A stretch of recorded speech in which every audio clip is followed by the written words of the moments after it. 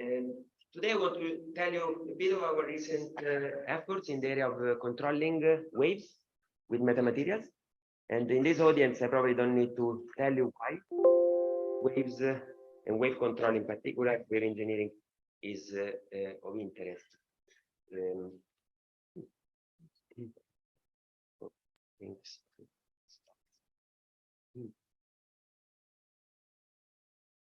One of the power of metamaterials has been to be able to give us control over many technological platforms. And this slide just reminds us how much waves do for us and for our societal challenges, from communications to energy to sensing, imaging, and so on.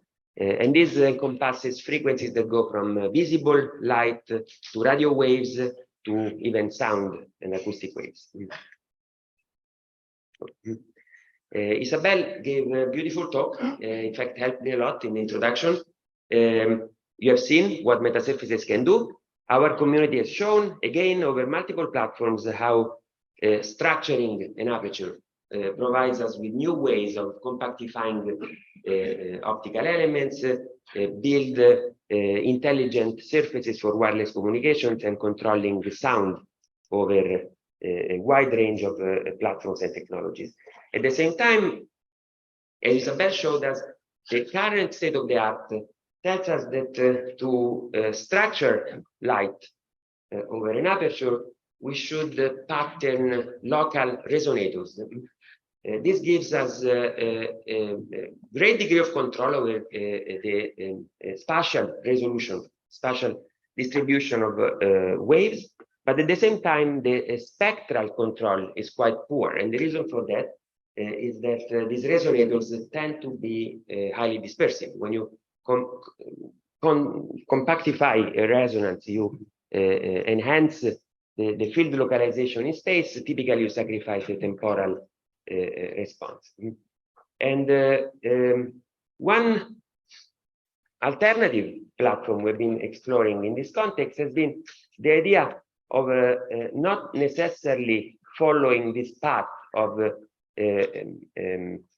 patterning locally the response of a metasurface point by point, but instead looking at a more global response. In fact, patterning a delocalized extended resonance that can come from periodicity.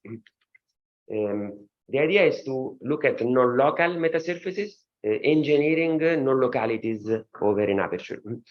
Rather than patterning each individual element as a resonator, we actually start from a periodic aperture that supports a highly delocalized state, and then locally pattern it, perturb it in a rational way to control how this state leaks into the far field.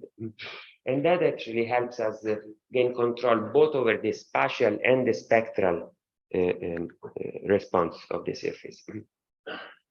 Isabel also discussed the idea of quasi-bound states in the continuum. Essentially, one way of doing that, of doing what I just described, is to start from a unit cell that is highly symmetric, that supports a state that actually couples very poorly, or even does not couple at all with the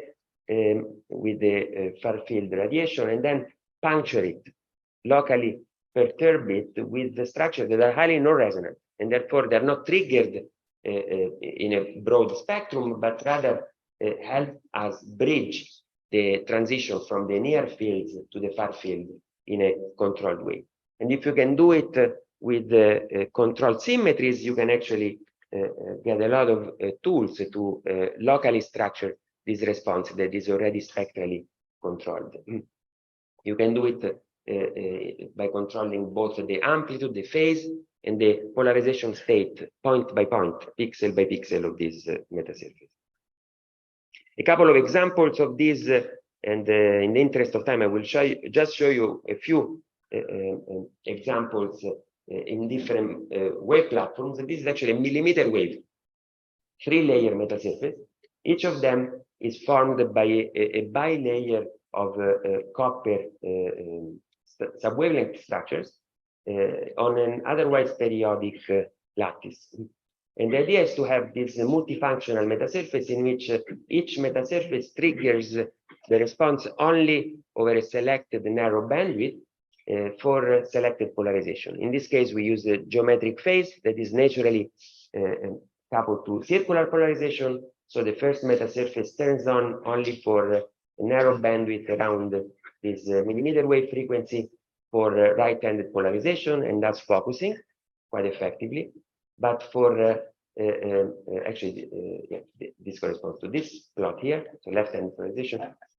For the third metasurface targets the same frequency but the opposite polarization, and thus beam steering, whereas the second metasurface targets a different frequency but does beam steering to the opposite side.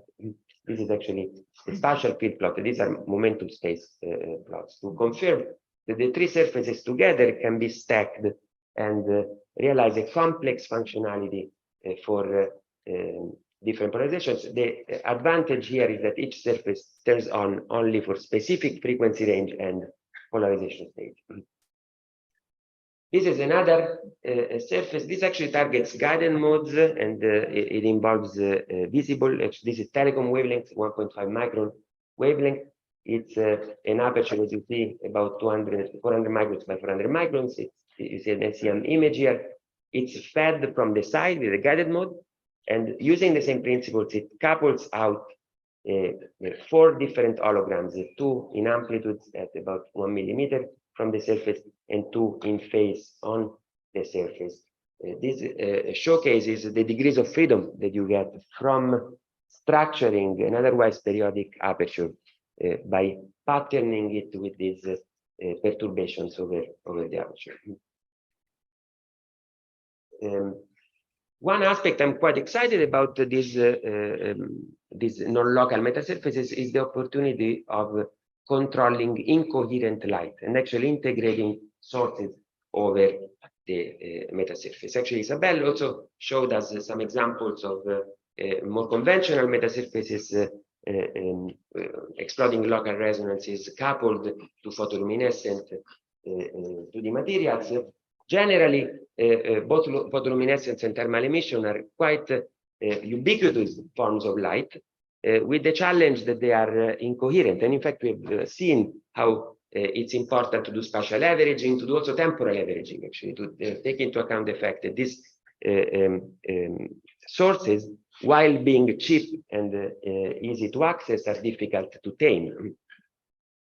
The question is if we can actually exploit processes that already happen in the metasurface itself. We don't even need to couple to additional materials. And a hint into that was given to us over 20 years ago by Jacques Lefebvre and many other works after that in the area of controlling thermal emission. In this case, the group of Jacques Lefebvre showed a silicon carbide layer that naturally supports a strong phonon resonance in the mid-infrared and therefore can efficiently couple light to this material oscillation, thermal oscillations. The idea was to pattern a periodic structure, a grading with a periodicity comparable to the wavelength of the surface phonon polaritons on at the interface between silicon carbide and air. And when the periodicity matches the wavelength, you can actually provide coherence to these thermal fluctuations. Basically, you get highly directional emission that also scans with frequency for the polarization relevant to this surface phonon polariton. The beauty of these non-local metasurfaces is that they can empower this type of concepts with much wider flexibility. In general, it's possible to populate these resonances that I just explained that are locally patterned with arbitrary degrees of freedom per pixel with these thermal fluctuations or with incoherent oscillations of matter.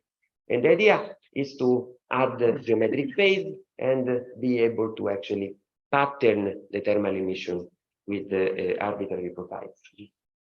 In this theory paper a couple of years ago, we demonstrated, for instance, that by adding tailored rotations over this otherwise periodic structure, one can emit with a sharp temporal profile, so high temporal coherence, a directional beam that is tilted from the interface, so you break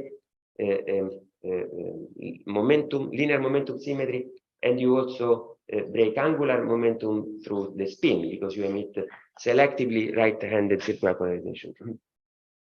You can also focus by creating a parabolic geometric phase, or even pattern the structure as you emit, so selectively emit specific angular momentum. All of these with high temporal coherence, very narrow band responses. And what I want to stress is that these are not based on phonoresonant materials like silicon carbide or others, but actually this is silicon below the band gap. So it's a 1.5 micro wavelength in these designs. So basically, you can actually get together the small thermal oscillations of silicon and get emission for the selected modes that are at the level of the Planck's limit. These are experimental results. These are 6 different metasurfaces that demonstrate how by patterning silicon films with the tailored geometrical perturbations that obey certain symmetries, it's possible to outcouple selected light polarization. These are 6 different points on the Poincare sphere showing horizontal, vertical, oblique, and circular left and right-handed polarization with, as you see, high temporal coherence. And the beauty is that if you work around one of these singular points that come from the highly delocalized bound state to the surface that comes from symmetry, and perturbing with geometry, with geometrical perturbations around this point, you can acquire a geometric phase. This is a thermal geometric phase that, interestingly, is not even bound to be circular polarized, can be actually arbitrarily polarized. You see here 4 circular polarization by tuning these geometrical symmetries and preserving the overall symmetry of the structure. You can preserve a very large degree of circular polarization. This is critically coupled surfaces, so it emits at the Planck's limit and with this arbitrary phase profile that spans to pi. So you can actually use it for metasurface application. These are theory simulations and experiments demonstrating a silicon pattern metasurface in which there is a linear gradient that targets one circular polarization, and indeed we get a quality factor above 100 with a selected circular polarized emission with at a tilt angle of choice. And this one is a generalization of the Rashba effect applied to thermal emission.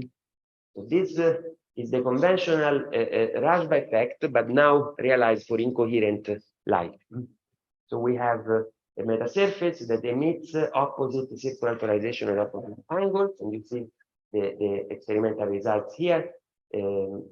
I told you that we can do geometric phase for arbitrary polarization. So even for these 2 linear polarizations, horizontal, vertical, or 2 oblique, for orthogonal states, one can actually selectively emit at opposite angles with orthogonal polarization of light. I've been speaking about the role of symmetries and how symmetries control can control the response of these metasurfaces. Let me go towards the extreme. That's the title of my talk. If I look at the periodic structure and I homogenize it, a way to describe the homogenized response of an interface is through its conductivity that relates the average electric field, tangential electric field, to the average polarization current. When these 2 elements of this interface are equal, or they are of the same sign, you get an isotropic or weakly anisotropic response that basically implies that an optical emitter close to the surface emits isotropically over the interface. But if you can get access to materials or to metasurfaces that give you highly anisotropic, extremely anisotropic responses, in particular with oppositely signed responses, you get this hyperbolic emission that, as you see, is much more directional and also accesses much larger momenta. In fact, the Venn diagram of this response at fixed frequency is an open curve that gives you a lot larger parcel enhancement, a lot larger light matter interactions with the interface. What's remarkable is that this effect is not single frequency. It's not a resonance. It actually spans over a wide range, continuous range of frequencies, as long as this condition is applied. And these, of course, are dispersive, but they can have a wide range of frequencies over which this happens. In fact, the first demonstration of such an interface in a metasurface was realized by Onkun Park in 2015, now, so 8 years ago, using epitaxial silver structured with these nanogrooves. And indeed, as it changed frequency, it showed this directionality and even the tuning of this propagation along the interface. Now, what I'm going to show you is that lowering the symmetry of this surface can give access to even more exciting opportunities. So far I showed you this. You have diagonal elements that are highly anisotropic. This can be driven by resonators that are detuned, one past the resonance, one before the resonance, and gives this type of hyperbolic band response. Here you see different frequencies. Within any frequency within the two resonance frequencies of these two resonators would give you an hyperbolic response, and changing frequency changes the aperture of this hyperbola, so it gives you that dispersion. However, if you take two resonators that are detuned and you control the angle between them, that angle gives you another degree of freedom that actually widens the opportunities for hyperbolic metasurfaces. We call this the shear hyperbolic metasurfaces. The reason will come in a moment. It's associated with microscopic shear effects in natural crystals.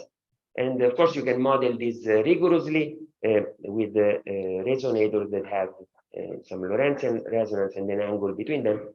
What you observe from these plots is that you have two aspects that are new compared to conventional hyperbolic surfaces. One is that the hyperbolas actually spin as a function of frequency. The reason for that is that at each frequency, this surface remains hyperbolic, but the axis of the hyperbola is determined by the reference system in which the emission part of the conductivity tensor is diagonalized, that changes with frequency. And the second one is this loss redistribution. There is one branch of the hyperbolas that actually suffers less loss than the other.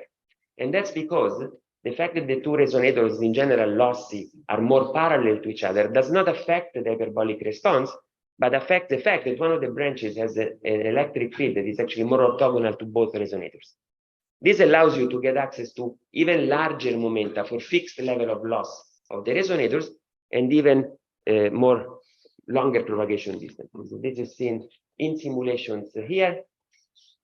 These are all based on the same two resonators. We are just changing the angle between them, and you see how you, as you make them more parallel, you get these highly more confined responses, larger wave numbers, larger quality factors, retaining the hyperbolic response. And in fact, if you calculate the parcel factor, the integral of that over frequency, you notice that for two different distances between the emitter and the surface, you get a wide enhancement of the parcel factor across all the range of frequencies for which the response is hyperbolic, just by changing the rotation. What I want to stress, all of these curves are based on the same lossy resonators, the same level of loss, same dispersion, just moving the angle between them, going away from 90 degrees, give you actually a boost to the response. To demonstrate this property, the first way to do it is to actually look at nature. Actually, interestingly, natural materials in the mid-infrared range give us already access to some of these features, and that's how we got inspiration, actually. In particular, molybdenum trioxide, we and others have shown, provide you the opportunity to get an hyperbolic interface on its own naturally because of the lattice crystal. It has in-plane asymmetry, and within the Strahlen band, you get this hyperbolic response at the interface. Gallium oxide is a lower symmetry crystal that gives you actually indeed both this axial dispersion and this loss redistribution at the interface between this material and air. What I want to stress is that in both these examples, it's a phonon resonance, it's a vibrational resonances of the crystal lattice and mid-infrared frequencies that give access to this type of responses. The disadvantage is that you are stuck with the frequencies that nature provides you, typically in the mid-infrared, and you are stuck with the loss that the crystal suffers at this frequency. But the beauty is that you don't even have to build any metamaterial. This comes nature. In fact, these are recent measurements at the beta gallium oxide interface with air, in which you see highly confined directional surface phonon polaritons that are indeed demonstration of hyperbolic shear polaritons, and these are indeed come from these phonon resonances and are indeed linked to shear phenomena at the lattice of this system. Basically, the two vibrational resonances are not orthogonal, and therefore you have shear that drives these asymmetries in the response.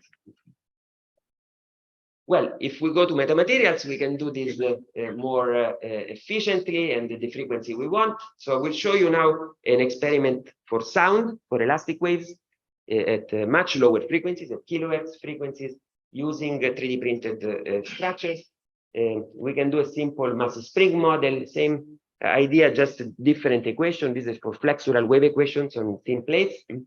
And indeed, you get the same response. You can measure, these are actually measurements that come from our 3D laser vibrometer that measures actually vibrations on a thin plate driven by shaker. And indeed, you see the difference between symmetric responses that come from a symmetric structure and asymmetric responses that come from asymmetric lattices. So this is the type of structure we built. It's basically this teeth provides the directional resonance that loads the plates. Then we use two plates, we stack them on top of each other so that we can control more accurately the angle between the two directional resonances. And indeed, as you scan frequency, you can observe both the twist and the directionality of the excitation. This is how the experimental setup looks like, and the excitation. So that optical emitter now is simply a shaker that sends a shear wave that travels along the plate. You can measure it with a 3D laser vibrometer. As you detune the angle, you can maximize both the axial dispersion, so you can get a large drift in the angle of these hyperbolas. They can drift by about 60 degrees for a 30-degree rotation as a function of frequency. And you can get very large loss redistribution. In fact, there is a maximum you can get from a passive surface. We define this quantity, the shear factor, as the asymmetry in loss propagation between the two branches of the hyperbola. These are driven by average shear effects, basically, after you homogenize the surface. And indeed, we can hit the level of 1, that is the maximum possible asymmetry in loss redistribution. These are a couple of applications. It has been shown in multiple setups, both in optics and in acoustics, that an interface between an hyperbolic material and an isotropic medium gives rise to negative refraction. This is because the slope of the hyperbolas is actually outward looking. It's opposite to the one of a circle or an ellipse. However, the downside of this type of this negative refraction is that you always have reflections. If you actually tilt one of the resonators, you get this loss redistribution. You can actually get much more directional. These are actually experiments demonstrating the zero reflection and just one negative refraction at the interface. You can also use the axial dispersion of the surface to do some form of kind of a radar for elastic waves. As you change the frequency, the directional excitation drifts. So you can use this to actually observe a defect non-invasive imaging of defects at over a surface simply by observing transmission reflection coefficients for these directional beams that come from the hyperbolic response of this system. And as the last topic I want to discuss, I want to add the temporal dimension to these surfaces. So far, I showed you wide control over waves using structured materials, but time is also an additional knob. Our chairman actually has done seminal work in the context of demonstrating that 4D four-dimensional metamaterials, that's also the title of the plenary talk tomorrow, will offer new opportunities for wave control. And indeed, we have been working in this context with trying to demonstrate the opportunities that come from temporal interfaces and temporal reflections in metamaterials. The idea is that if you have a spatial interface, you have the usual reflection and transmission. Essentially, all I showed you so far is based on multiple reflections and transmissions at sub-wavelength interfaces. If I have a temporal reflection, it is this wave here or this wave here, momentum is reversed, and this means that visually I get the front of my image back, and acoustically, as sound, I get an echo that reflects what I say. A temporal reflection happens when a material is switched uniformly in space, instantaneously in time. This gives you a horizontal interface on this space-time diagram, and because of spatial symmetry, this preserves momentum, but can convert frequency. And in particular, if you can access negative frequencies, you get a negative a reflection in time that implies broadband phase conjugation and frequency translation in the material. Visually, this means that if I had such a time mirror, I would see the back of my image, not the front, because it's like first in, last out. And I see also change of color because it's a broadband frequency translation. If I look at the sound, this would lead to a reversal, time reversal, broadband time reversal of my signal. There has been also a lot of exciting work lately on this concept of time metamaterials, time crystals. In fact, Moti Segev, Nikolai Zeludev, Lachalaev, and several other groups have been working in this area of research. On our side, we're focused on radio waves for the moment that gives access to slower time constraints, and built a transmission line metamaterial, a long winding line that is loaded by tailored sub-wavelength spacings, reactive elements that can be switched on and off the surface to change abruptly the optical or electromagnetic response of the entire medium in a homogeneous fashion.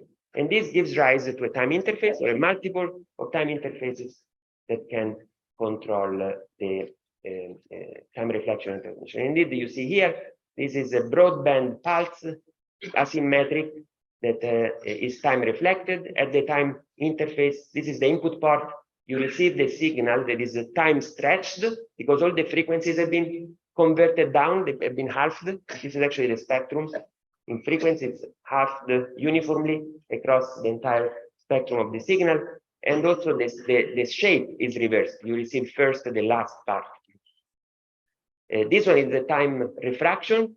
So the time transmission, it's of course preserves the symmetry in transmission, but it's stretched in frequency.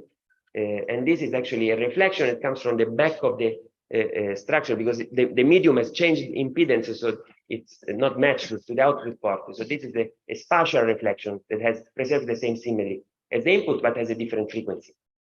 These are the Fourier transform of these signals to show that you have a flat reflection and transmission coefficient in time with the uniform phase and amplitude.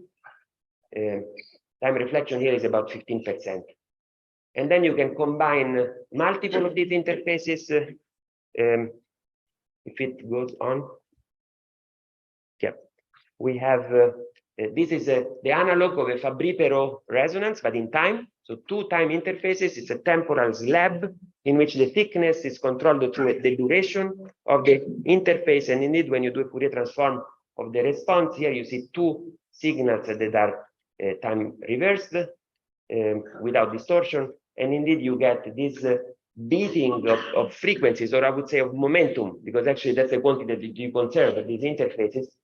So this is filtering that comes from a temporal slab rather than a spatial etalon. You can control the duration to suppress reflections as you would do in a regular kind of anti-reflection coating. Finally, this platform gives us the opportunity to actually also introduce the tailored collisions or tailored interactions with photons that come from the temporal dimension. We're all familiar with how 2 bolts or 2 objects, when they collide, they can have different forms of interactions. They can bounce elastically, have a destructive interference, or even a constructive interference in which they actually gain energy. They, for instance, have a spring in between, some form of energy in the system. Photons typically go through each other without interactions. They are bosons. You need 2 things to get interactions between them. You need the non-emission phenomena, and you need interfaces or typically spatial interfaces that guide that interaction. Time interfaces provide you both. So in a medium that is completely uniform at any instant in time, by switching at the right time, you can get non-hermeticity that comes from the lack of energy conservation, the frequency conversion, and the interface that allows you this exchange. This happens in an abrupt fashion that is frequency agnostic, and it allows for control. In fact, the phase of the input signals can determine if the interaction, the collision will be energy conserving, elastic, or will destroy or amplify the energy. This, of course, the energy comes from the mechanism that you use to switch or to change the response. Indeed, this shows this form of coherent control as you change the phase of the input signals. These are the same signals. There are 2 signals coming from opposite sides. As you change their phase relative to the point in which you switch, you can have larger energy at the output, lower energy, or conserve energy. And basically, this animation to show you what happens. I understand they're a bit slow, but you will see in a moment they start again. These 2 signals are actually the same signal. We're only flipping the phase. There are 2 broadband signals, and this is the time interface. After the interface, you see that in one case, you completely lost one of the 2 waves. In the other case, instead, you amplify one of them, both of them. These are the experiments with the load, in which we fed the same line with 2 waves now, and we demonstrate, depending on the relative phase of the 2 signals, destructive interference in which there is no signal on one side, and constructive interference in which actually you get amplification of the signals. And we proposed this as a mechanism to do pulse shaping or coherent control in a way similar to coherent perfect absorption, but here it's a time interface driving the system, and it's frequency agnostic. It's any frequency works in the same way. In fact, I showed you these very broadband signals in which you can just tailor the relative phase. The last slide is about the pulse shaping.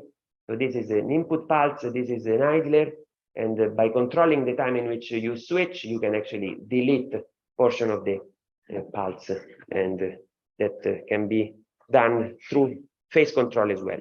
So you can amplify or delete. And these are coming together.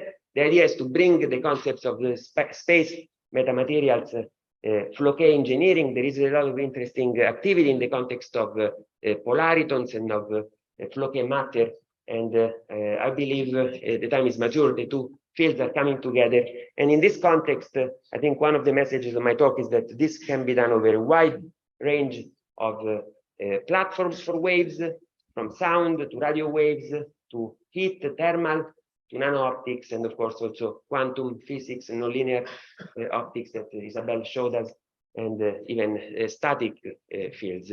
It's a quite exciting moment. As you see, our fields over 20 years old, but it's still revamping with new ideas and new opportunities. And the beauty is how these concepts can be translated across fields and also impact different technologies and applications. Thank you to the organizers and to my group in particular for the work on these topics.